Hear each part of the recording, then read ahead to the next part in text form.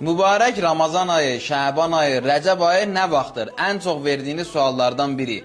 11 dekabr xanım Fatimə Zəhra salamullahi aleyhanın mövlud günü, xanımların bayramı, 22 dekabr Rəcəb ayının 1-ci günü, 17 yanvar Peyğəmbər sallallahu aleyhi və aleyhi və səlləmin Peyğəmbərliyə seçildiyi gündür ki, İslamda ən böyük bayramlardan biridir. 21 yanvar Şəban ayının 1-ci günü, 23, 24, 25 yanvar İmam Hüseyin əleyhissalam, Əbəlfəz ağa və İmam Səccad əleyhissalamın mövlud günlərinə təsadüf edir.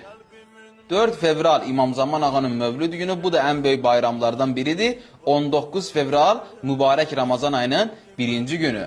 11 mart Mövlamız Sərvərimiz Əmir əl-Muminin Əli əleyhissalamın şəhadət günü.